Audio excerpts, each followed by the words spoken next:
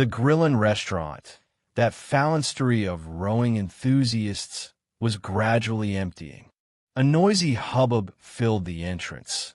Exclamations, calls, strapping young men in snow-white jerseys gesticulated, their oars resting on their shoulders.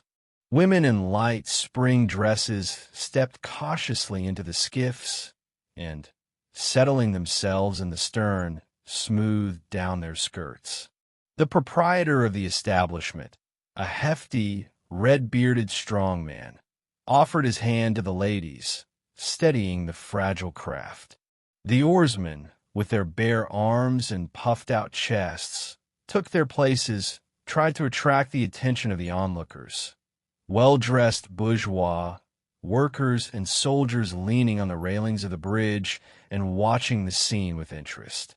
One by one, the boats pushed off from the landing stage.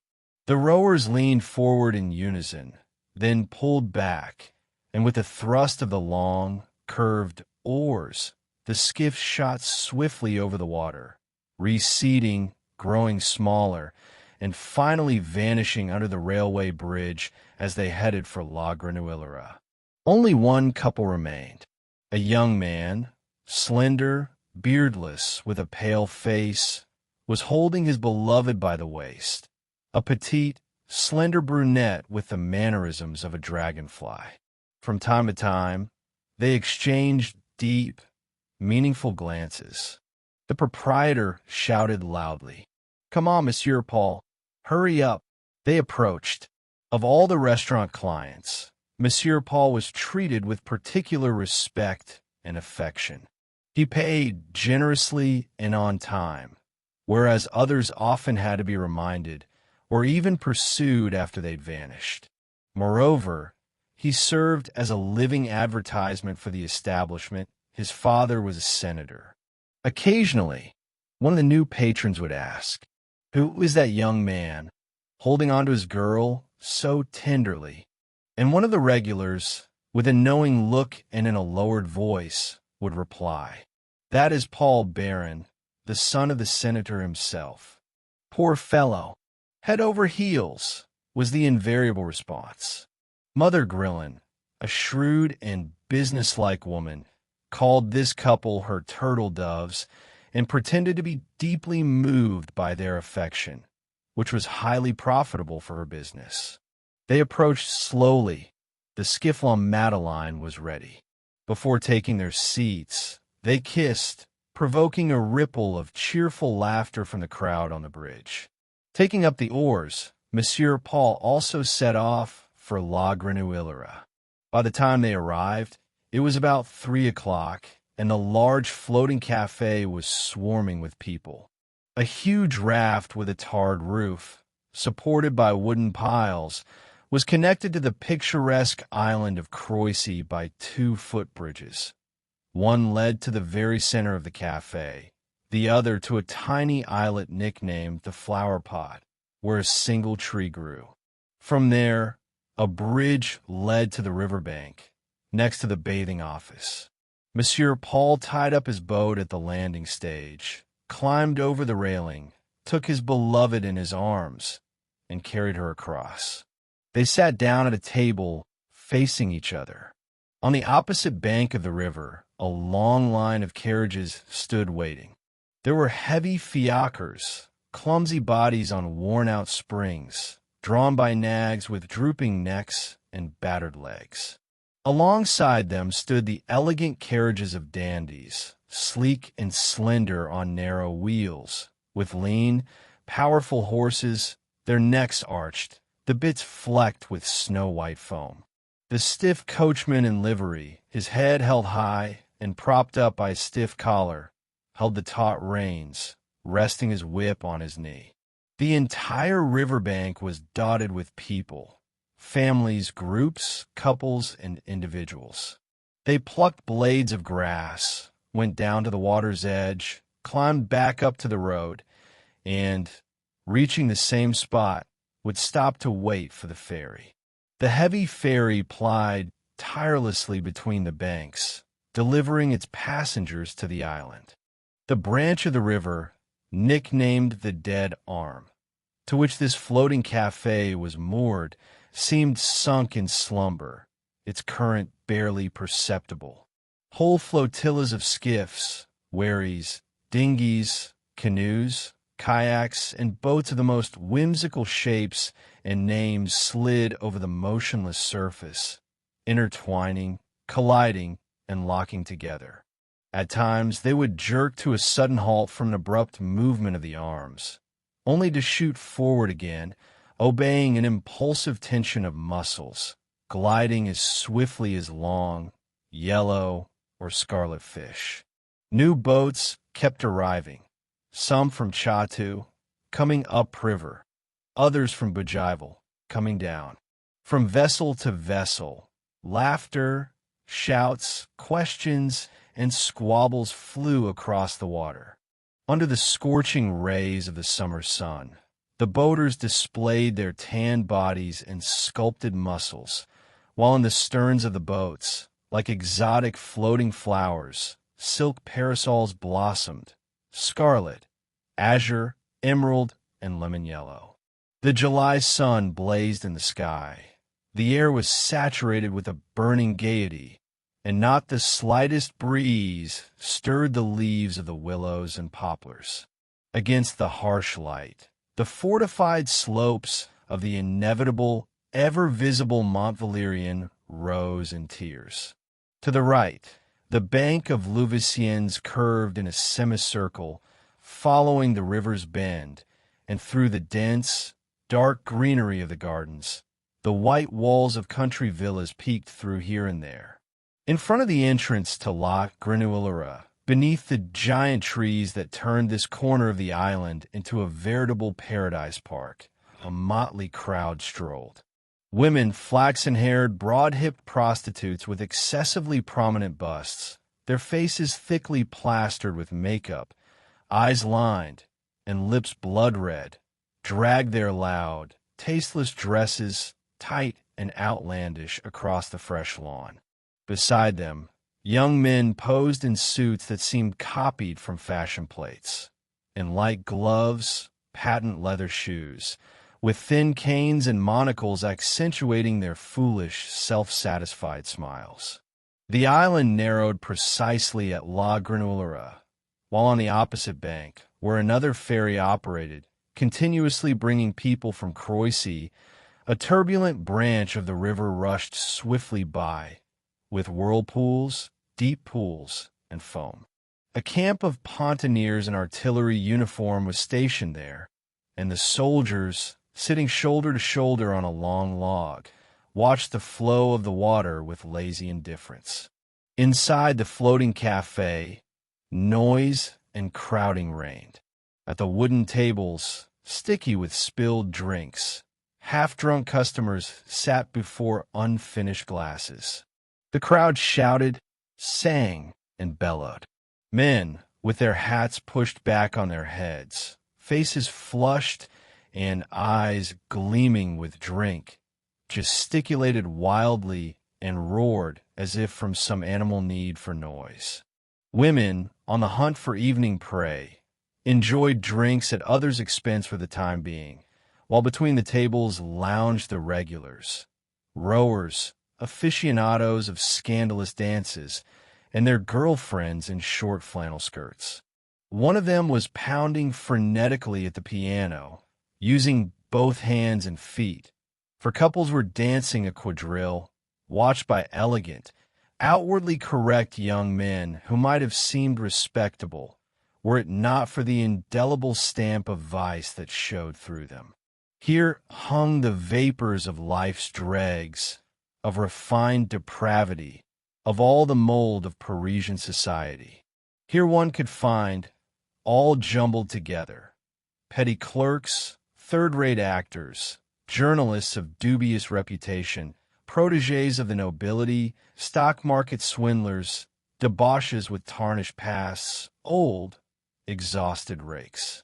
Here, crowded, dubious characters, half known, half forgotten, half still greeted with bows, half already utterly disgraced, thieves, swindlers, pimps, adventurers with manners full of ostentatious dignity, with that boastful bravado which seems to say, "The first one who calls me a scoundrel, I'll kill on the spot." This place was steeped in bestiality. It reeked of vileness and marketplace gallantry. The males and females here were well matched. The air was thick with the smell of love, and here duels were provoked for no reason, simply to preserve a rotten reputation. Those sword thrusts and bullets only worsened its ruin. Some locals came here every Sunday out of curiosity. Every year, green young men appeared, eager to learn the science of life. Sometimes people wandered in by chance during a stroll, and occasionally some naive soul would even get entangled there. The place was rightly named La Grenouillère, the frog pool next to the covered raft where people ate and drank, and right by the flower pot, a bathing establishment was set up. Those women with sufficiently rounded forms came here to display their merchandise in the nude and attract clients. Others, with feigned contempt, though themselves padded with cotton, propped up with springs, straightened here, adjusted there, looked down their noses as their sisters splashed about in the water. On a small platform, swimmers crowded, diving headfirst into the river. Tall as poles, round as pumpkins, gnarled like olive branches, bent forward or leaning back from protruding bellies, but all equally ugly. They jumped into the water, splashing the patrons of the café. Despite the deep shade from the sprawling trees leaning over the floating house and the proximity of the cool water, a suffocating heat enveloped the place. The fumes of spilled liqueurs mingled with the smell of human bodies and the sharp perfumes with which the skin of the love merchants was saturated. Through this heavy, fragrant cocktail, a faint scent of rice powder would occasionally break through. It would vanish, only to return again, as if an invisible hand were shaking a powder puff in the air.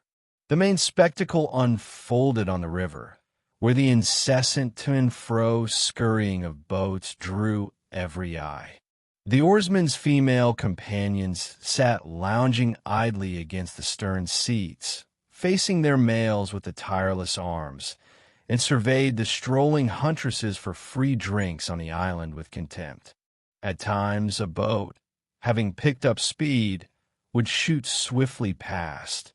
Friends of the rowers already ashore would greet it with shouts, and the entire crowd, seized by a sudden excitement, would raise a wild howl.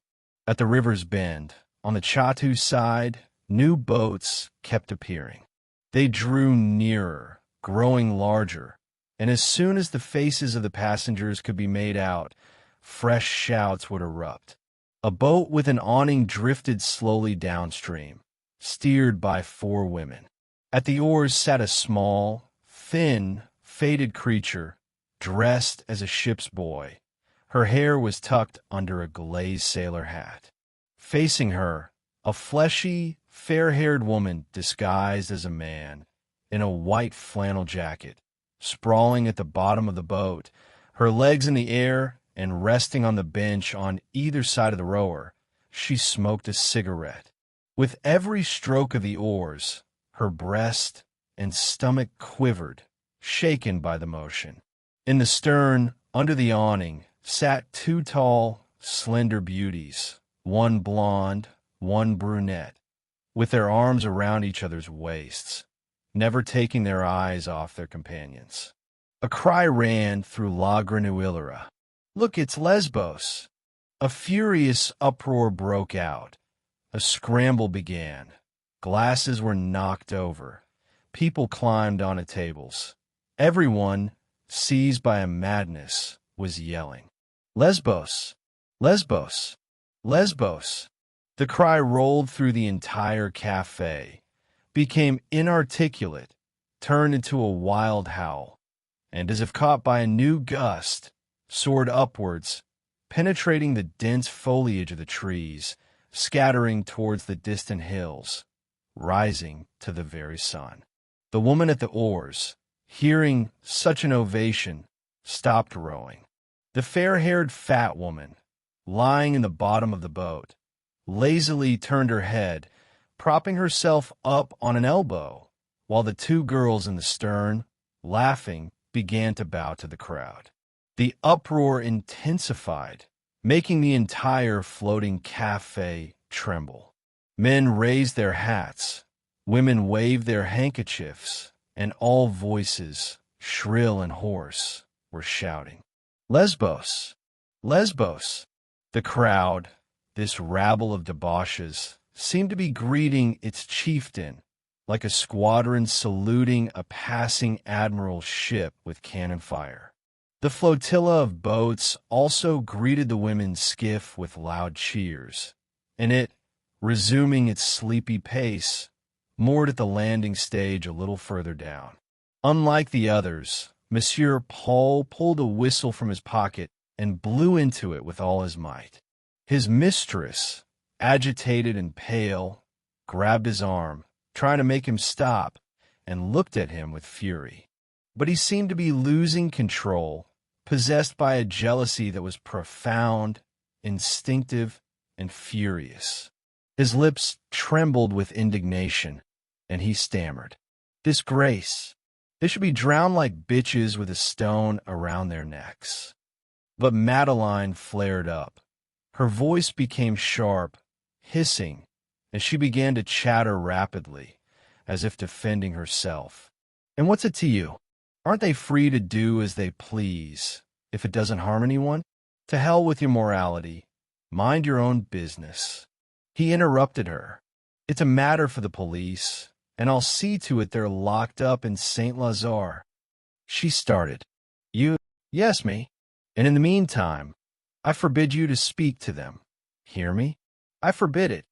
She shrugged her shoulders and, suddenly calm, said, "Listen, my dear, I will do as I see fit. And if you don't like it, you can clear out right now. I'm not your wife, am I?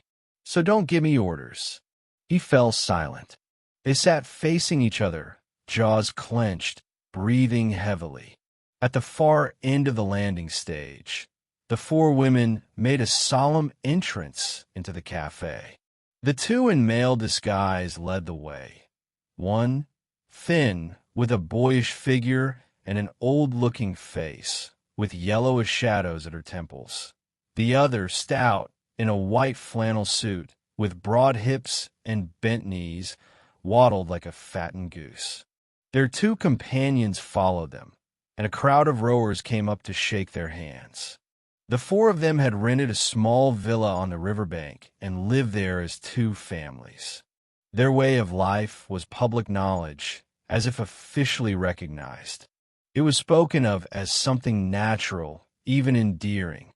Yet, whispers circulated about strange stories, about dramas born of fierce feminine jealousy, and about secret visits to them by well-known women, actresses whose names were on everyone's lips. Shocked by the spreading scandalous rumors, one of the neighbors filed a complaint with the gendarmerie. Soon, a brigadier arrived on the scene with a soldier to conduct an inquiry. The situation was delicate. There was nothing to formally accuse these women of. They were not engaged in prostitution. The brigadier felt extremely awkward, especially since he didn't even vaguely understand what the nature of the alleged crime could be.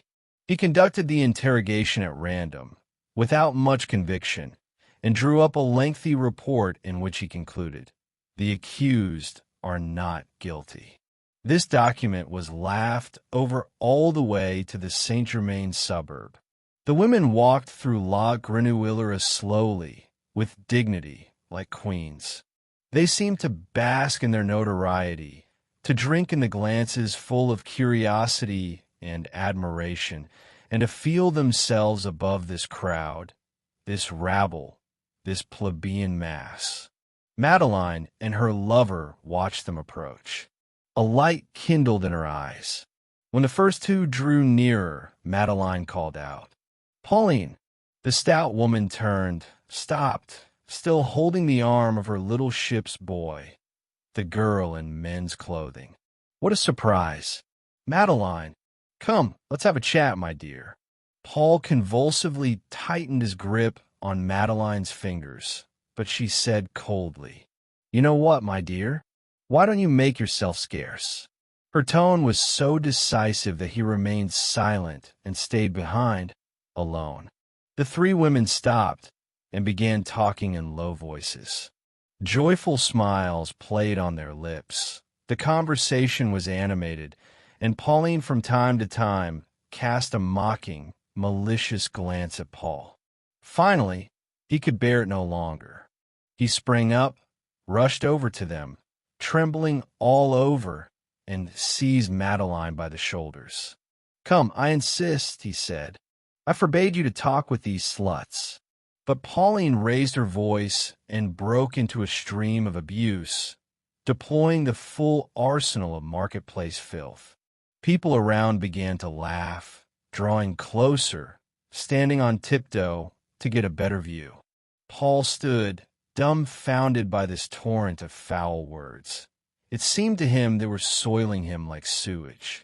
Anxious to avoid a scandal, he retreated, returned to his place, and leaned on the railing, turning his back on the three victorious women, and stared at the river.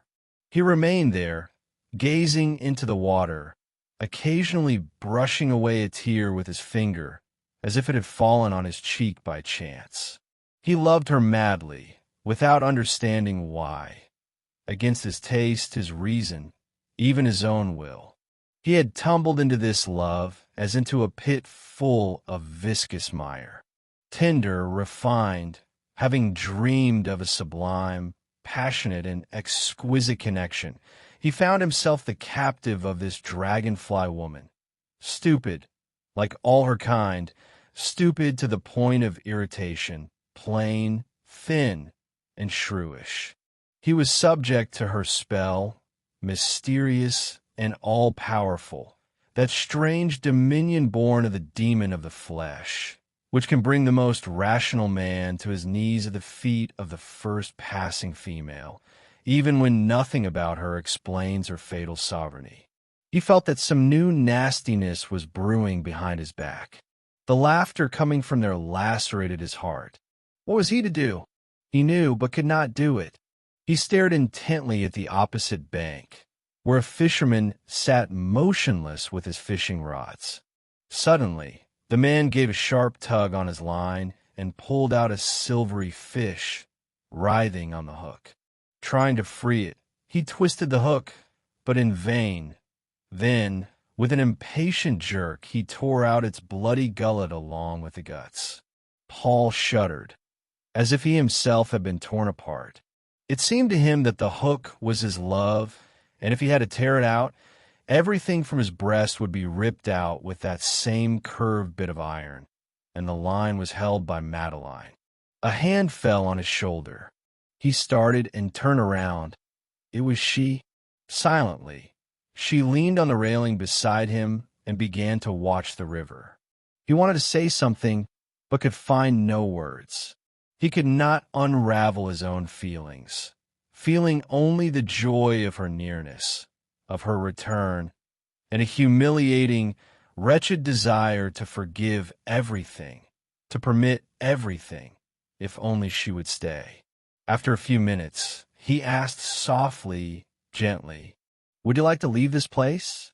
It will be quieter in the boat." She replied, "Yes, my pet." He helped her down into the skiff, holding her, squeezing her hands, moved to the depths of his soul, his eyes still wet with tears. She smiled at him, and they kissed again. Slowly, they rowed up the river, along the bank lined with willows, overgrown with grass, steeped in the warm silence of the late afternoon. By the time they returned to the grill and restaurant, it was about 6 o'clock.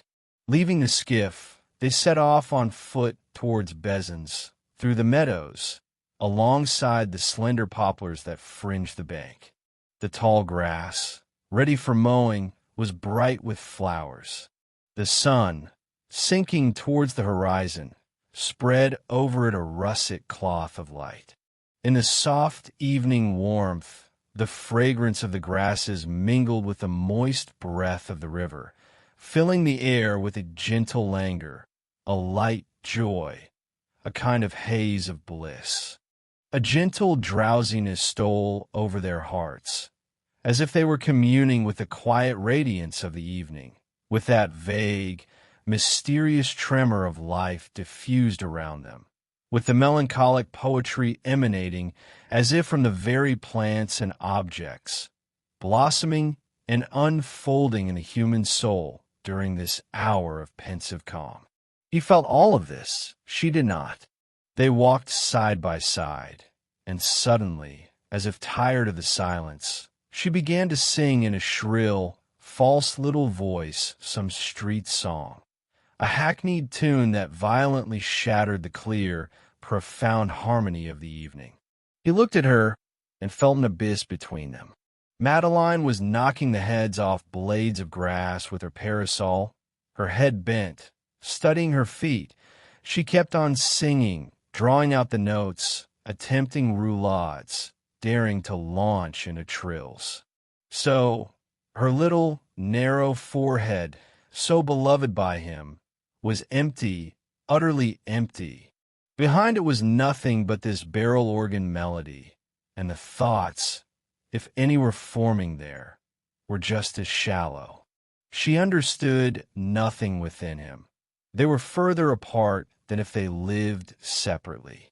Did his kisses, then, never penetrate beyond her lips? But then she raised her eyes to him and smiled again. It stirred him to his very depths, and, opening his arms, he pressed her passionately to him, seized by a fresh surge of love. As he had crumpled her dress, she finally freed herself and, as if to console him, murmured, "Honestly, I love you very much, my pet." But he put his arm around her waist and, half crazed, began to run, pulling her along with him. He covered her cheeks, her temple, her neck with kisses, jumping for joy. Out of breath, they fell beneath a bush, aflame in the rays of the setting sun, and came together without even catching their breath, though she never did understand the cause of his excitement.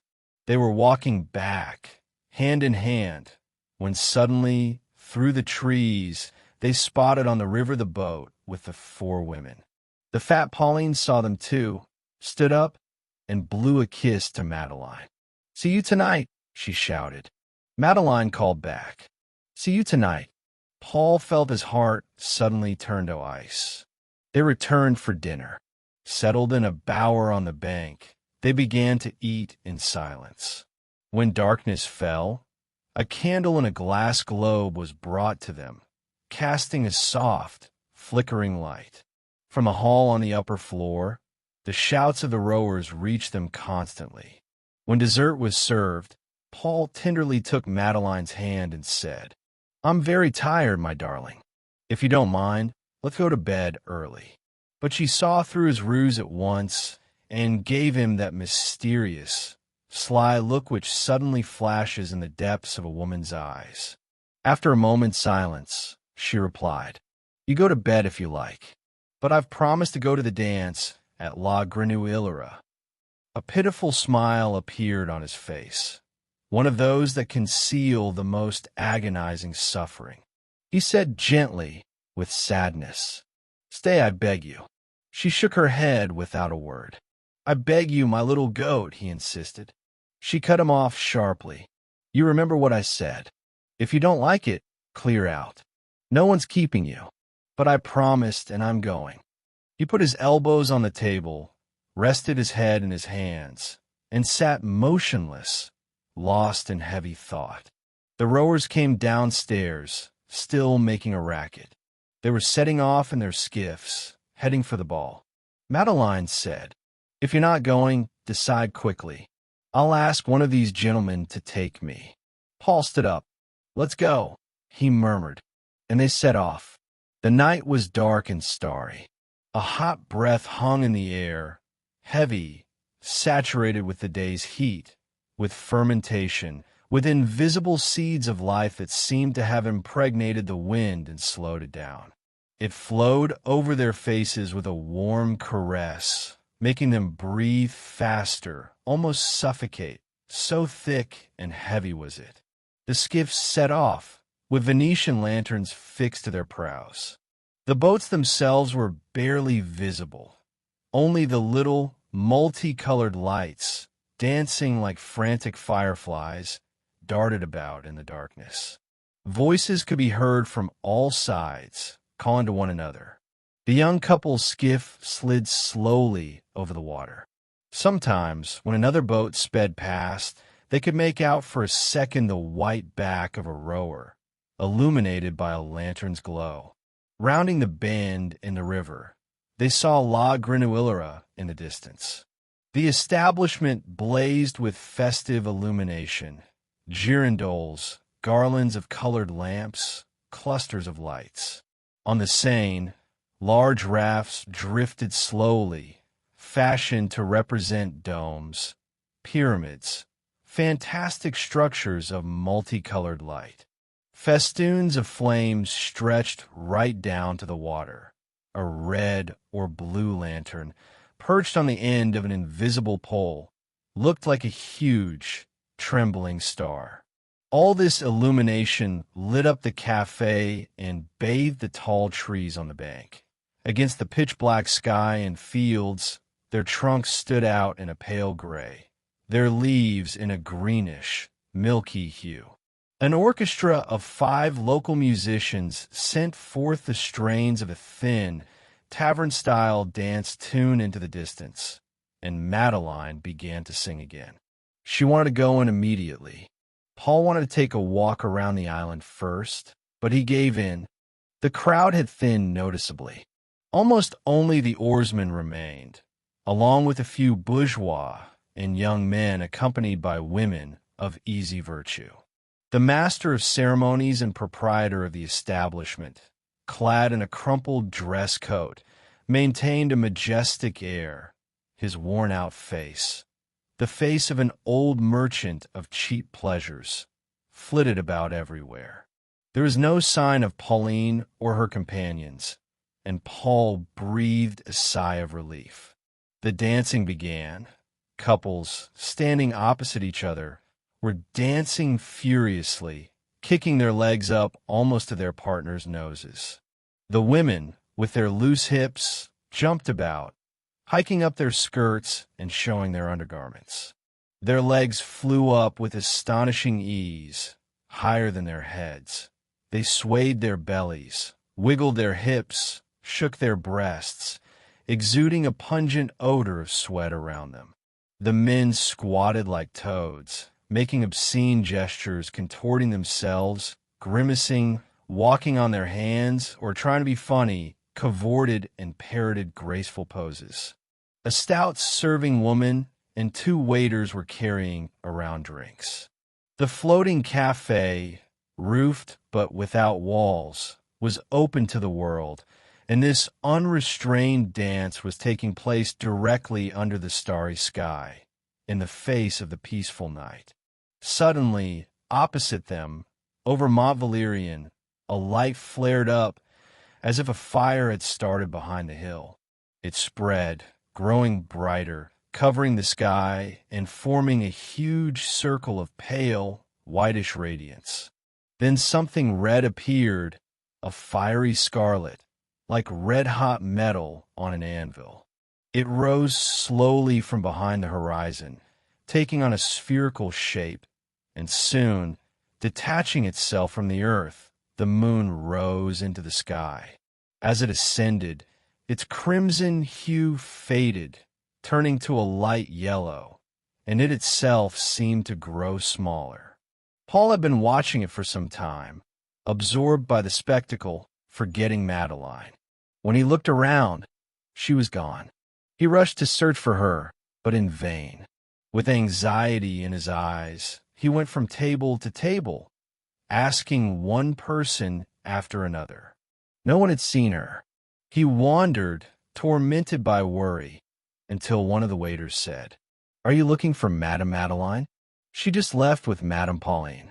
At that same moment, Paul noticed the ship's boy and the two beautiful girls on the other side of the cafe.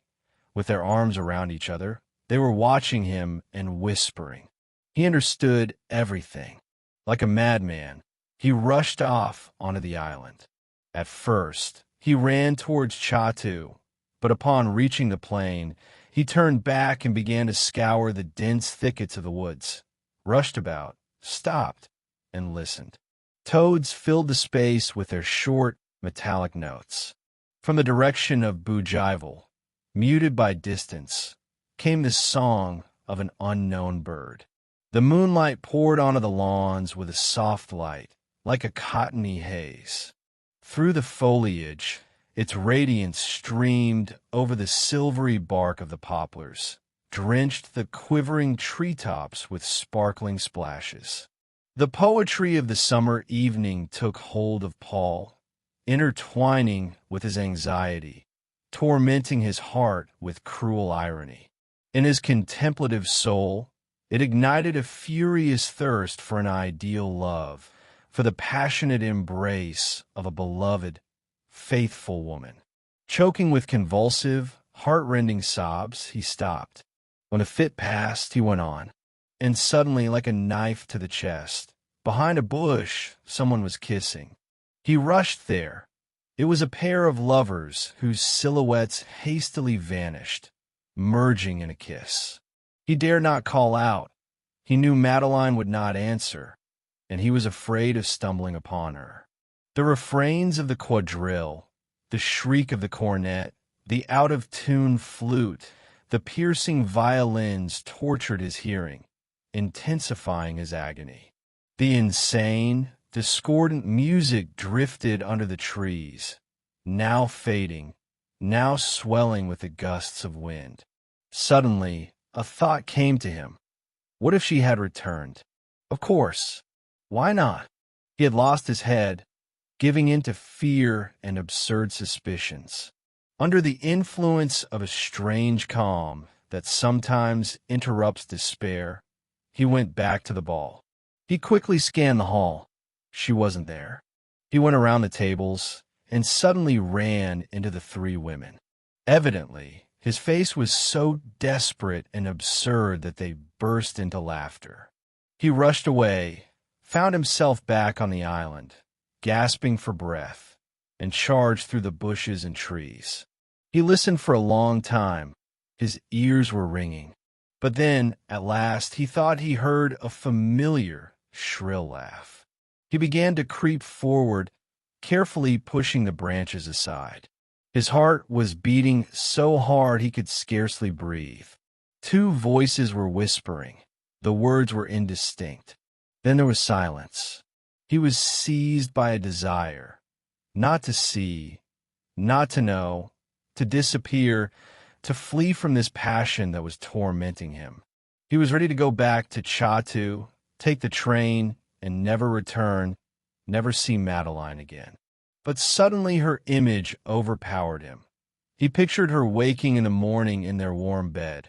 How, snuggling, she would embrace him, press against him, her hair disheveled, her eyes still closed, her lips parted for the first kiss. The memory of that morning tenderness overwhelmed him with a maddening regret and a burning desire. Here is a literary translation of the text into English. They began to speak again. Paul, crouching low to the ground, cautiously drew nearer. And suddenly, very close by, under the branches, came a faint cry, one of those sounds of passion he knew so well from their own tumultuous nights. He kept moving forward, as if against his own will, powerless to stop, scarcely aware of what he was doing. And he saw them. Oh, had it been a man, another man, but this. He felt the sheer vileness of the sight paralyze him. He stood frozen, annihilated, shattered, as if he had suddenly come upon the mutilated corpse of someone dear, an unnatural crime, a monstrous, abominable profanation. The vision of the little fish surfaced in his memory, and what he had felt when its guts were torn out. And then Madeleine whispered, "Pauline," in the very same passionate tone she had once used for Paul. His heart constricted with pain, and he turned and fled headlong. He crashed into 2 trees, stumbled over a root, fell, scrambled up again, and ran until he found himself on the riverbank by the fast-flowing channel, illuminated by the moon. The turbulent current formed whirlpools where the moonlight danced. The high bank loomed over the water, casting a broad shadow where splashing sounds could be heard. On the opposite side, in the bright light, the holiday homes of Croissy stood clustered. Paul saw it all as if in a dream, as if through a haze of memory. He thought of nothing, understood nothing. Even his own existence seemed vague, distant, forgotten, finished. The river was before him. Did he know what he was doing? Did he want to die? He was as if in a delirium. Yet he turned his face towards the island, towards her, and into the silence of the night. Through the distant sounds of the dance music, he tore from his throat a desperate, inhuman cry. "Madeleine!" His shout tore across the silent sky, echoing through the surrounding area. Then, like a beast, he hurled himself into the river. The waters surged, parted, closed again, and on the spot where he had disappeared, circles appeared, spreading to the opposite bank, shimmering in the moonlight. The 2 women heard the cry. Madeleine sprang up. "That's Paul." A terrible suspicion flared in her soul. "He's thrown himself in the water," she said, and she rushed towards the bank where the heavy Pauline caught up with her. A boat with 2 men was circling on the water. One was rowing, the other was lowering a long boat hook into the water, as if searching for something. Pauline called out, "What are you doing there? What happened?" An unfamiliar voice answered, "A man just drowned." The 2 women huddled together, watching the movements of the boat in confusion. The music from La Grenouillère still thrummed in the distance, as if accompanying the grim scene. The river, which had swallowed the body in its depths, flowed on in its lunar glow. The search dragged on. The terrible suspense made Madeleine tremble. Finally, after at least half an hour, one of the boatmen said, "Got him." He slowly began to pull on the boat hook. Something large appeared on the surface. The other man dropped his oars, and both of them, straining, hauled the lifeless body into the boat. Then they headed for the shore, choosing a gently sloping, well-lit spot. As they landed, the women approached. When she saw Paul, Madeleine recoiled in horror. In the moonlight, he looked greenish. His mouth, nose, eyes, clothes, everything was covered in mud. His clenched, stiffened fingers looked ghastly. His whole body was coated in a thin, blackish slime. His face was swollen, and dirty water streamed from his hair. The men examined the corpse. "You know him?" one asked. The other, the ferryman from Croissy, hesitated. "I think I've seen that face, though it's hard to tell in this state." Suddenly he exclaimed, "Why, it's Monsieur Paul." "Who's that?" asked the other. "Paul Baron, the senator's son, the one who was crazy in love." The other added with a philosophical note, "Well, that's the end of his good times. A pity, especially for a man with money." Madeleine was sobbing, collapsed on the ground. Pauline approached the body and asked, "Is he definitely dead?" "Completely." The boatman shrugged. "No doubt about it. He's been down too long." Then one of them asked, "He was staying at the Grillin, wasn't he?" "Yes," replied the other. "We should take him there. They'll pay us." They got back into the boat and pushed off, moving away slowly. The current was too strong.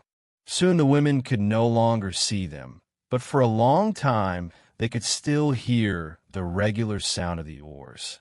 Pauline put her arms around the weeping Madeleine, holding her close, kissing her, and comforting her. "Come now. It's not your fault, is it? Can you stop a man from being a fool? He chose this himself. So much the worse for him." And she lifted Madeleine from the ground. "Come, my dear, you'll spend the night with us at the cottage. You can't go back to the grilling tonight." She kissed her again. "You'll see, we'll take care of you," she said. Madeleine got to her feet and, still weeping, though more quietly now, laid her head on Pauline's shoulder, as if taking shelter in a more intimate and secure feeling, one closer, more trustworthy. And she walked away with slow steps. Ladies and gentlemen, subscribe to the channel so you don't miss new stories. Share your impressions and thoughts in the comments. I would be happy to chat with you.